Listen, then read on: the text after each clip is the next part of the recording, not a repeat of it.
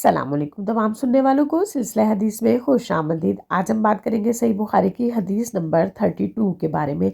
इस हदीस मुबारका में गुनाह के लिए जुल्म का लफ्ज़ इस्तेमाल किया गया है।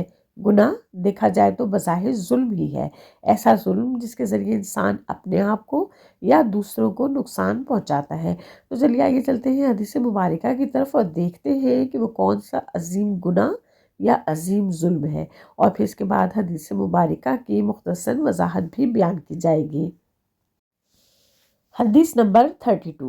हज़रत अब्दुल्ला बिन मसूद रज़ी अल्लाह ताला अन्हु फरमाते हैं, जब ये आयत उतरी, जो लोग ईमान लाए और उन्होंने अपने ईमान को जुल्म के साथ आलूदा नहीं किया, यानी ईमान लाने के बाद कोई गुनाह नहीं किया, वही लोग हैं जिनके लिए अमन है और वही हिदायत याफ्ता हैं।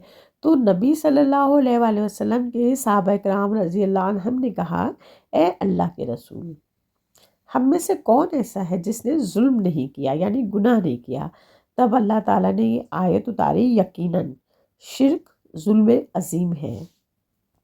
हदीस मुबारका से मालूम हुआ कि ईमान लाने के बाद अगर किसी से छोटे गुनाह सरजद हो जाएं, तो उनके होने से इतना बड़ा नुकसान ईमान को नहीं पहुंचता जितना बड़ा नुकसान शिर्क करने से होता है। लिहाजा अल्लाह ताला ने शिर्क को गुनाह अजीम कहा है। बस अल्लाह सुब्हानहू तआला से यही दुआ है कि अल्लाह पाक हम सबको ईमान की पाकीज़गी अता फरमाए और हर छोटे बड़े शिर्क से अपनी पनाह में रखे, आमीन।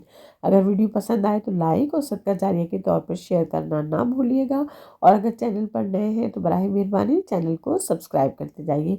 इसके साथ ही इजाज़त दीजिए, इंशाअल्लाह फिर मिलते हैं। अल्लाह हाफिज़।